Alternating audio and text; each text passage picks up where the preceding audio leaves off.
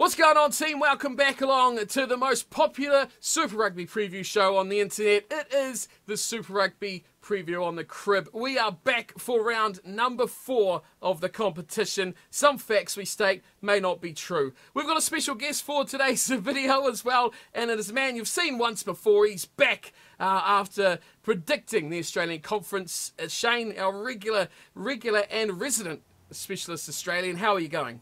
Good, Steve. How are you, mate? Great to be back. After that little intro, telling lies, telling fibs, it's hot as hell, and we are going to have a cracker of a preview for round number 4. So strap yourselves in. The keyboard strap is coming out, and we are ready to go for this week's matches. Before we start off, Shane, this is your first Super Rugby preview show, and we go through a couple of little things before we start into the matches. First things first, the Stormers are on the bye, so we're not going to talk about them today, which is thank goodness, because our South African teams are an absolute pain to predict this season. But the other thing is yellow cards. Now, people that watch the channel regularly know all about the yellow cards here and how much I love to cheer them on each and every game. This season, we've had 14 yellow cards and, of course, 1 red card. Compared to last year, you probably won't know this, how many we had last year, but how many did you think we had at this stage last season? We had 14 so far this season, so what's your guess? More or less?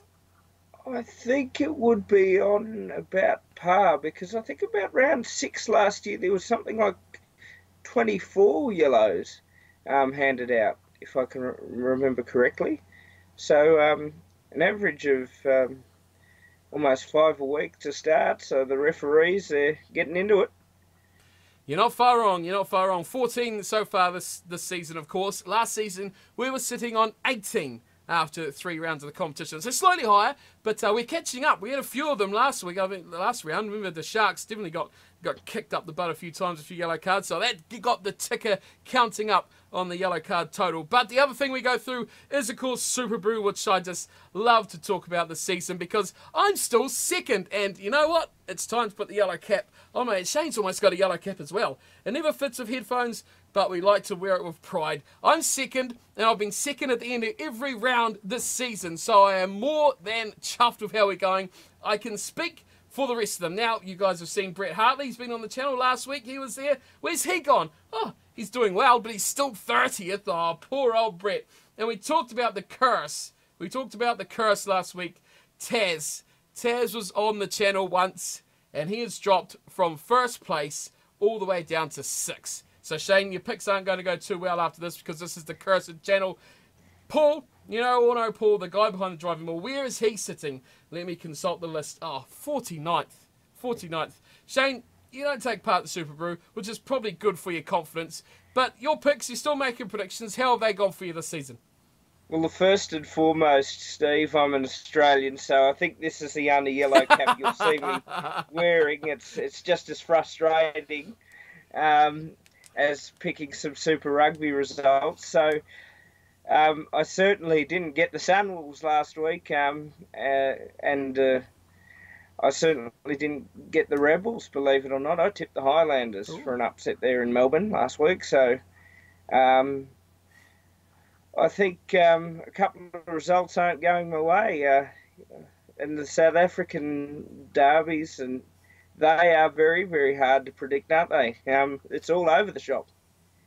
You're not wrong about that. The normal securities of the away team being rubbish is gone out the window already, which is not helping anyone this season. But it's doing all right for me because I'm still second. So I am happy little chappy after 3 rounds so far. So let's get into it. You talked already about the Highlanders. They're the first team in action, and they are on the road to face the Hurricanes. And the Hurricanes finally clicked into gear last week, didn't they? And they actually showed a little bit of what they can do with a big win. They've got a big boost, though, this week. I think it's a big boost. Now, former Lions player, played a little bit at Toulon from memory, Andres Ferreira, has joined the Hurricanes for the rest of the season. I think that is a huge addition to that side. A proven winner to the team. How much do you think that is going to boost the Hurricanes for the rest of their season with a guy like him now in that pack? 197 centimetres, 120 kilos. This guy is ready.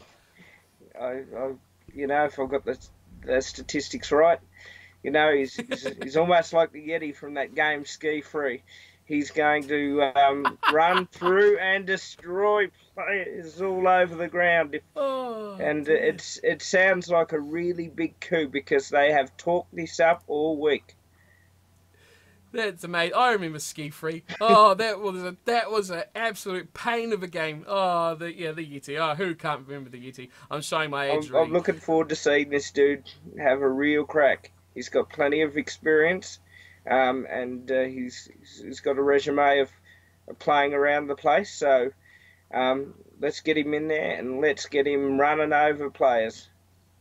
Of course, and he was a finalist with the Lions all those years as well, so really got that match-winning or that winning mentality with him to join that Hurricanes team. Definitely need it. They're up against the Highlanders, and my point about this team I want to make was how critical their team naming was going to be. I wrote these little notes before the teams were actually named, so we can actually talk a little bit about it, but whether they will play a full-strength side, can they afford the option to rest after going down to the Rebels, and how is the team going to look? So we do actually have the team, and they've gone all out. Aaron Smith's back, Ben Smith's back, Ioane's back at fly half, they got Tavita Lee back in the side, all the big names, Whitelock of course back at number 8. They've gone with probably their best team that they can. Do you think they've gone with that out of desperation to get back on that winning horse, and especially a derby match against the Hurricanes? Well, they'll be all fired up because New Zealand derbies are huge games in anyone's calendar and good for the chicken wings and chips down at the local pub. Look, obviously the do not disturb signs have been taken off the motel rooms of Smith and Smith, and they'll be ready to go after their little rest last week. And I think the Highlanders will... That'll add a dimension to their game. It's one of their best squads so far this season, as you'd mentioned. I note with interest that Geordie Barrett is playing at 14 this week. Yeah, they've named their team as well, the Hurricanes. But there was an interesting point, but I think you can't argue with the form that we've seen out of Chase Tiatia in round number 2. In round 3. He was phenomenal. A relatively unknown player, not wanted by the Chiefs, if I'm not mistaken, and he was amazing. I mean, how could you take him straight out? You couldn't. So you had to find room for a guy like Barrett. And I mean, that is a stacked backline, isn't it? Perenara, Barrett, your centres are Laumape and Proctor. You got Lamb and Barrett on the wings, and of course Tiatia looked amazing last week at fullback. I mean, that is just insane. Other interesting factor, they got Artie Savia playing at 8. Is pretty interesting up against Whitelock. That should be a battle that will go a long way to determining this result, would you think? Yeah, look, Sevilla's got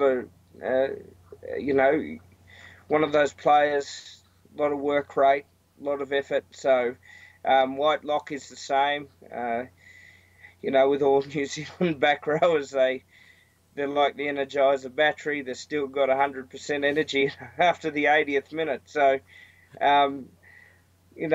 big battle there. The back lines of both sides are probably where this game's going to be won. If they can take the opportunities from the forwards, that's the Highlanders. The Hurricanes, of course, have a good forward pack, but they have explosive backs, and they will no doubt be looking to attack. And the Highlanders just chip away, and as we found out in 2015 in particular, and the side has been compared to the 2015 side, they take advantage of what they chip away at. So I'm excited about this game. I really think this is a great way to start off Super Rugby round 4. So who's going to be your winner? Hurricanes at home, Highlanders on the road? Hurricanes for me by about 3. I think it'll be close. I think that the flair of the Hurricanes' backs may just get the job done for them. I've gone very similar. I'm going Hurricanes by 4, an extra point there, but I do think this Hurricanes team, if they can play what they did last week again, they will be very, very tough to beat. And the Highlanders, they're a tenacious side, but it's going to be hard to beat down a team that good that the Hurricanes put together if they actually do spark. Of course, they got Barrett still playing there. The whole All Black thing for the first 3 rounds, so that 180 minutes rubbish is all out the window now. So it's all hell for leather. The gloves are off, effectively, for these two sides. So that is their opening game of the weekend. Like I say, a great one to start us off. We'll move over the ditch now. The Rebels up against the Brumbies. The replay of the round 1 match, which was 27-34 to the Rebels. Has much changed since their round 1 game for these two sides? Now we're in round 4. It's 3 weeks later. Much the same, do you think? Well, in some regards, the Rebels should have been told, do not pass go, do not collect $200. They've got out of jail twice. The Brumbies obviously coming off a big loss after a big win. So they've had the good and bad side of rugby in 1 week. And I can tell you they love a derby. They had to send the man from Snowy River to get the Colts and bring them back to Melbourne. So they'll be there. And as we always say in Australia, it's Friday night fight night. This is going to be like the Hurricanes and the Highlanders before that. There are two different tactical sides to the Rebels and the Brumbies. Now, the Rebels play this fancy pass the ball around, you know, almost like they're playing for the Harlem Globetrotters basketball side. And the Brumbies play the old school Australian style of rugby that we were so used to in the 90s, the counter-attack punch through the line phase play, and then they work for their tries through their backs, and they've got some big backs as well. So the Rebels have done well to win their first 2 games. So, as I said, they were a bit lucky. The Brumbies have experienced an up and a down. They will be absolutely up for this. And I can guarantee you, I can't guarantee, but I'm sure that there will be some selection issues there as people start to look for Wallabies for the World Cup. So I'm hoping that, you know, the selection panel at least are down there for that. And I'm going to say the Rebels by a point. This is going to be very close. Ooh. Very, very close one. Very close indeed. What do you think is making the difference for the Brumbies, though? Like you see, they thrashed the Chiefs, then got smashed by the Canes. Is it just being at home that makes a difference for the side? Are they becoming poor travellers, really good home team? Well, it's hard to say. I mean, they should have gone with the massive confidence boost of absolutely destroying the Chiefs the week before. And then, you know, they actually beat the Hurricanes last year. They outmauled them. It was quite old school rugby to watch, but it was great. Now, it's probably a home thing, but defining home, I suppose, is anywhere in Australia for the Brumbies, because they don't mind travelling to Sydney or Melbourne or Brisbane, and they will fight till the very end. And I have no doubt that they will fight till the very end in Melbourne. And I think, you know, while I think the Rebels will win it, I just think that the Brumbies will be absolutely up for it, and they'll be looking to make amends very quickly. So you're going Rebels by 1. I've gone Rebels as well. My margin a bit bigger, though. I'm going Rebels by 6. 1 less than they beat them by in round 1. Home advantage changing from the away advantage, or disadvantage, has to take a toll there to the Rebels. We move on, though. Our next match in the round, we're moving to New Zealand. The Crusaders are up against the Chiefs. Not very often you look at a New Zealand derby match like this and you just think this could get a little bit nasty. It's a rare thing to see with a New Zealand derby between two sides. Now, the thing I can pick on here about the Crusaders, you often struggle to get stuff to talk about of the side because they just dominate and they're just consistently so good. But the fact of the matter is they're only one of 3 sides to not score a bonus point so far this season, which is, I think, quite surprising. Do you think the Chiefs can look at that and say maybe the Crusaders aren't going to pile on as many tries as we probably expect? They're clutching at straws. the Chiefs have been woeful, and that's just being honest. You know, they're from, you know, a lot of the dairy areas of Waikato, and I can tell you the dairy farmers have said to me that they could make a better 23 than the Chiefs at the moment. they will play better too. And the Crusaders will be saying, well, you know what? We've got a great start. We're going to continue on that merry way. So the Chiefs are going to have to be up for it. And the Crusaders are the gold standard with their depth, with their squad that they put on the park every week, with their attitude, with their tackling, with their attacking rugby, with their ability to mix old school and new school. Guess what, Chiefs? Offloading, yeah, everything. They, you know, dudes, you got to play better. And what better way to do that than against the gold standard, the golden than the Wallabies jumper, mate. This is just the Chiefs. You know, I'm hoping that players like DMAC are playing and that they do something special, but I really can't see anything other than the Crusaders just going on their merry way again. Yeah, it's hard to see much else happening there, isn't it? The Chiefs, you talk about how terrible they've been. They need to do something to bounce back. Where do you think the issue lies here for this side? They got the players. Is it with the coaching staff they've had a change there, or is it just a mental thing with this team? Probably a mental thing with the side. You know, very winnable position. They had the Highlanders, you know, down to 14 men with that red card, as we mentioned that red card earlier in the program, and conceded 10 points in the last 12 minutes, and one of the gutsiest wins I've ever seen by any rugby side, to come back and win that against the Chiefs that had 15. They went to Canberra and they were pathetic. I mean, that is woeful. And then the Sunwolves, 15 points. Seriously, like 23-3 down at halftime against the Sunwolves. It should have been the other way round.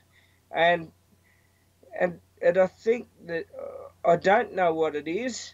Is it the Fords that have been to McDonald's too and just eaten too many double quarter pounders, or is it just an attitude thing, or complacency? But this is not the Chiefs of 2012, 2013. They should get the videos out and watch that again, because it's a role reversal of attitudes. And I know I spoke at length some time ago about it, but get it together, because you don't want to see pathetic performances 4 weeks in a row. I'm going the Crusaders by 12. Oh, you're reading straight off my notebook here. I've got Crusaders by 12 as well. Oh, goodness me. We never get too much difference going on here. Never. Oh, well, I mean, it could bode well. We're sitting second. What more could I say? The same pick, Crusaders plus 12. It's hard to see much going on, but it would be a massive, massive upset, I think, if the Chiefs could actually get up from such poor performances and book something against, like you say, the standard of the competition, the top standard of the competition, and come away with it on the road. Unlikely, very unlikely, but I mean, honestly, crazier things have happened already this season in Super Rugby. We'll talk about those crazy things, because next up are the Blues versus the Sunwolves. Goodness me, there's some terrible stuff going on here. Such a massive load of travelling for the Blues in the last 2 weeks. They played the Sharks, they played the Jaguars, and now they're back home for what I'd consider the ultimate banana skin. Are the Blues going to be sitting out there with their pillows at half-time waiting for a nap against the Sunwolves this weekend? Well, they better get the best motel in town for that. Because, they better do it out of town and not in Auckland. There's still construction sites going on at 1 o'clock in the morning sometimes in Auckland. So, and there's nowhere to hide. Look, if you cannot win this game against the Sunwolves, there is something wrong. And the Sunwolves have proven themselves. They've even beaten the Blues in the last round in 2017 with a bonus point for tries. Now, to the credit, the Blues bounced back. It was 24-10 in last year's game.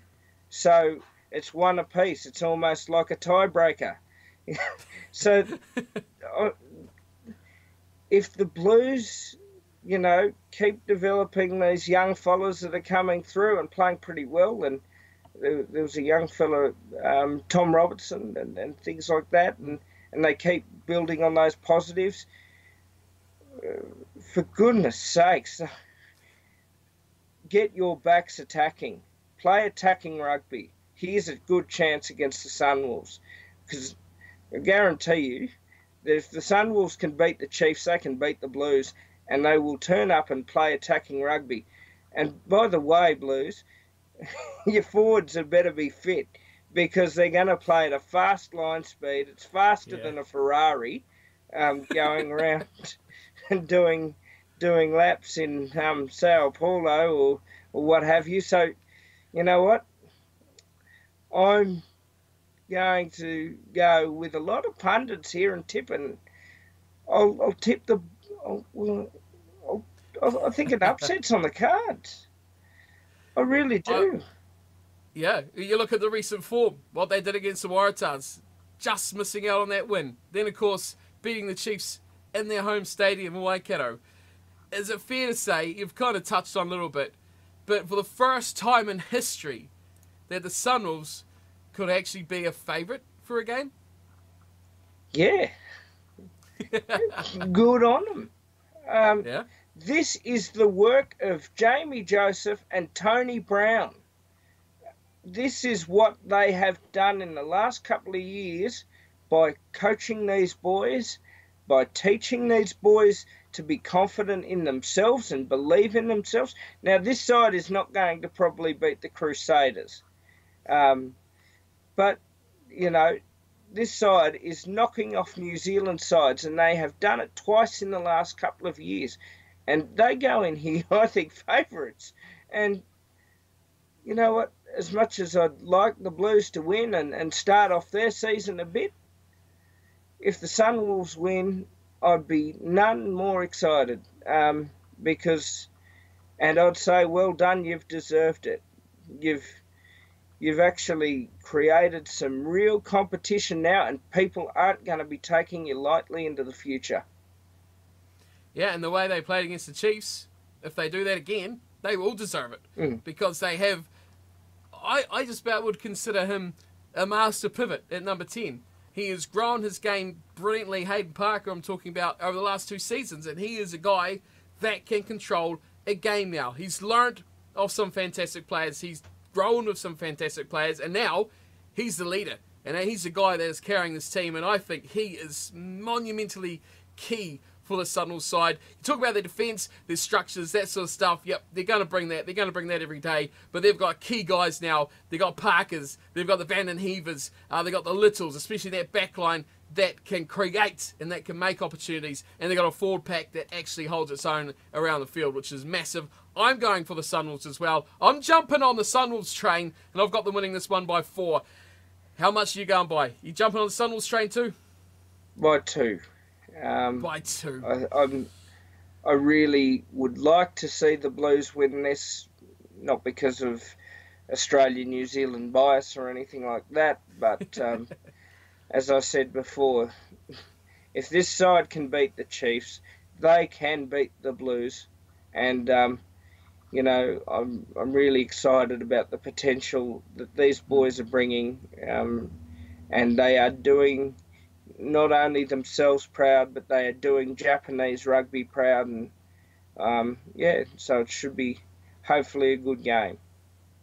Hopefully it should be. Hopefully more victories for the Sunwolves. That makes the competition so much more exciting when the team actually competes, so they're playing that sort of style of rugby. Absolutely. We'll move on. Off to the big derby. This is a big one for you. The Waratahs versus the Reds, New South Wales versus Queensland. Oh, this is surely going to be a goodie for Australia. The Waratahs had the bye, of course, in round 3. The great escape against the Sunwolves in round 2.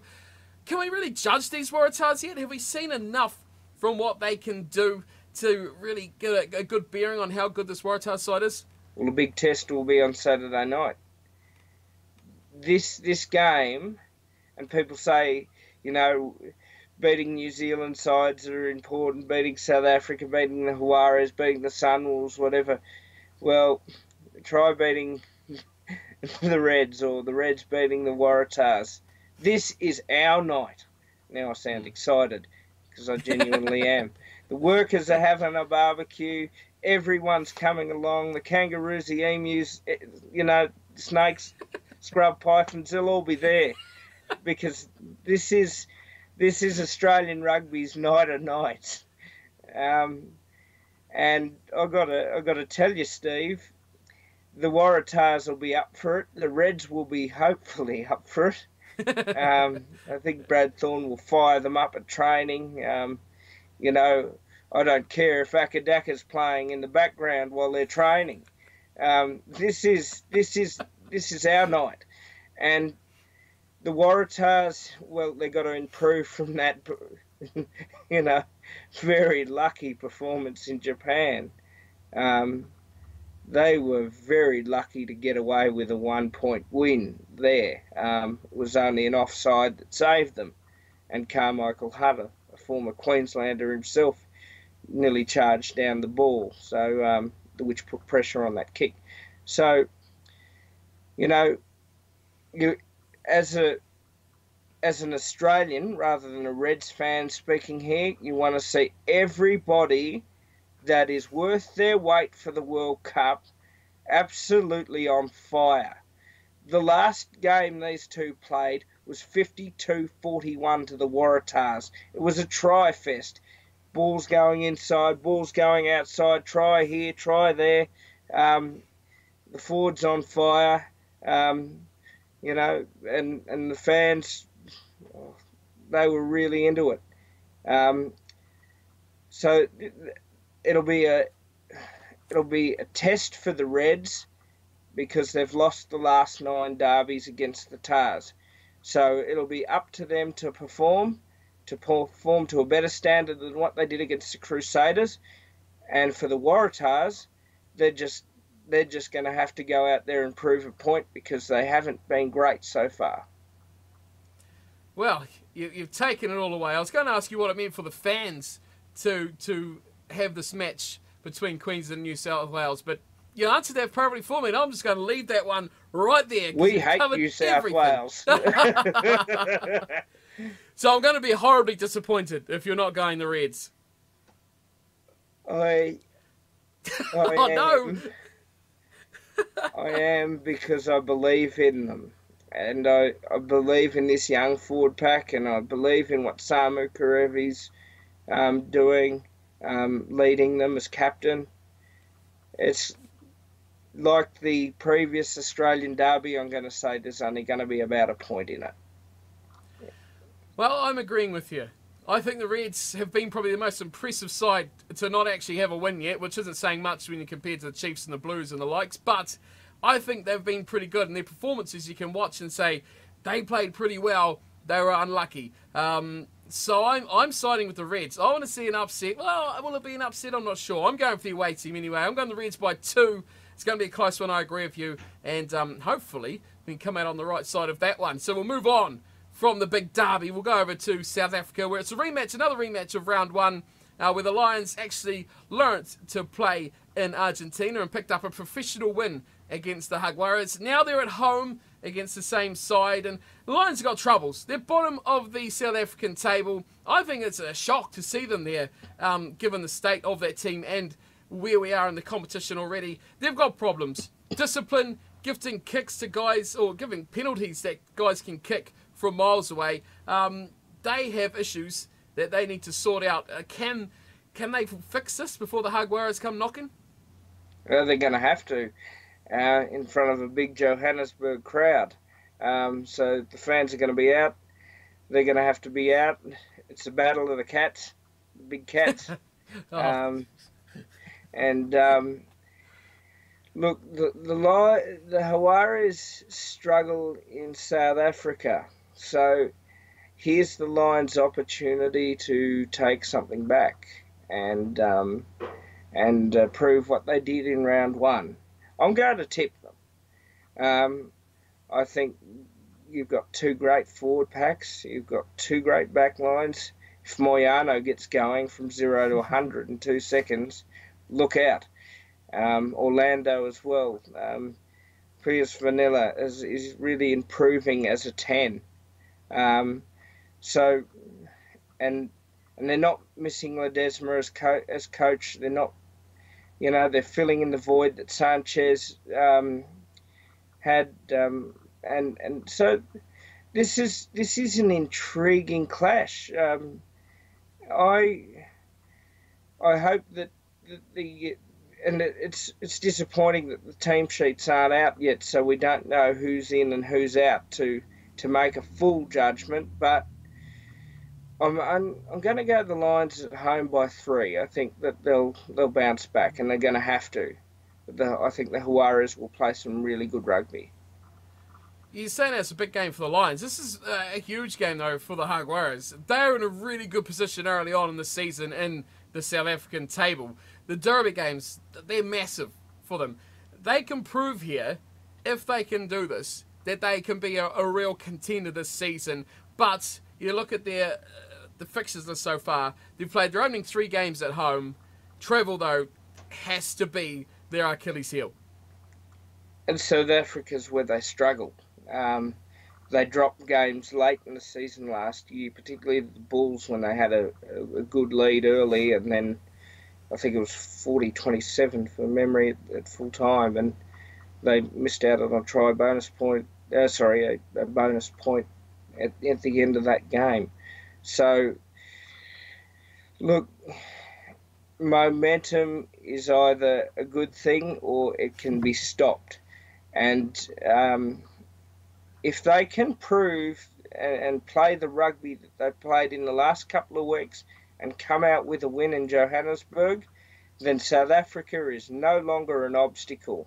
And, as you said, contendership for that conference is really up for grabs. This is a big 8-pointer in terms of who wins and who loses. So, look, I'll go the Lions by 3, but I think that if the Hawaris turn up, play the rugby that they've been playing, excite people, then let's keep having these good competitive games.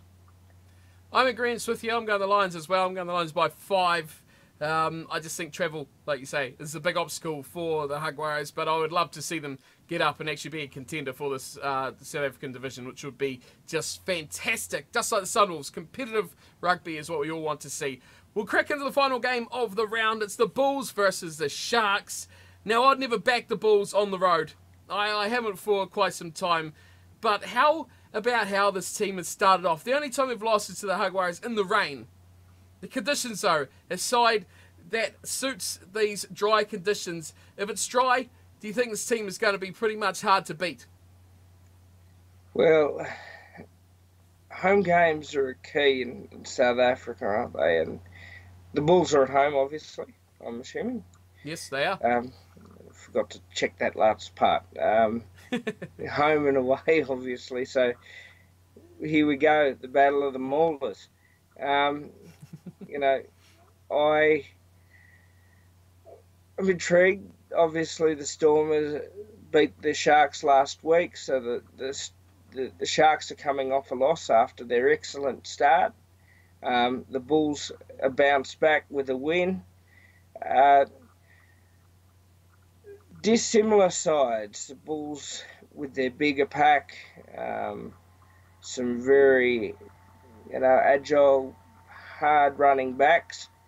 The Sharks, a very mobile forward pack, and some very explosive backs. So the tactics for me is what's going to win this game, and make sure that you give away penalties the other side of the halfway line because as we found out with the Stormers Sharks games, penalties win matches if you can put it over for threes. And same with the Bulls and Lions last week. You just don't want to give away threes in the zone because the forwards will work it out. They will milk the penalty, and a good number 10 will slot things through. So I'm intrigued by this. I'm going to go the Sharks by 1 point. I really want to see them bounce back. I want to see the Bulls go hard at it. This is a classic old-school South African derby that has a lot of history from the Curry Cup days. I don't care if you get up in the morning, get your coffee, get another barbecue going. I'll be doing the same thing. I'm going to watch this game. I think it's, believe it or not, I'm going to say this is going to be the game of the round. I'm really looking forward to this game. And I'm really looking forward to the battle between forwards and backs for these two teams. Wow. That's bold. I like it. I really like it. The Sharks are your pick. And the Sharks, that was only their first loss last week as well to the Stormers. I don't know. I'm going the opposite. I found them, they were too wayward, too error-ridden. They got a lot of penalties, a lot of yellow cards, a couple against them last week. I don't know what's going on in South Africa. There's something going on in South Africa that it is impossibly hard to pick. Every weekend I've got up Sunday morning to go to work, and I got both of them wrong. Both of them wrong every time. It's a disaster. It is a disaster to pick these sides, but I'm going to go with the Bulls. So one of us is going to get a game right here. I'm going the Bulls by 3 to pick this one up at home. But who knows? Who knows where this one's going to go? It is a 50-50 over there in Africa until they sort out where they're going to go. Sharks are top. They're the top team. You know, are they going to be there at the end? Who knows? We'll find out at the end of the weekend. But you're going Sharks. Anything else you want to add about the games throughout this weekend? Or are we all cooked up for this round 4? I'll only make one general comment. Expectations are going to be high on a lot of these teams, particularly with the derbies, particularly with the form guide thrown out the window in some cases, and in the Crusaders not. So just get out there and really just be a fan and enjoy the rugby. That's how I feel, and I hope all the fans feel the same way. Excellent. What a way to wrap her up. That is us done for round 4. Thank you everyone for tuning in and watching. Let us know what your picks are in the comments below for the upcoming round if you agree or disagree with our thoughts on these matches. Shane, if anyone wants to get a hold of you and abuse you for what you're picking this weekend, where can they find you? Yeah, I'm on Twitter at ScoolerMate, SCOOLMate, and let's talk rugby. His handle will be under his face, and of course in the description as well. You can go check him out there and say hi. As always, thanks for tuning in, everyone. Hope you've enjoyed the greatest Super Rugby preview show on the internet. We'll see you all next week for round 5 with another special guest. Who's it going to be? I don't even know yet, so it's all a big surprise. Until then, though, as always, take care.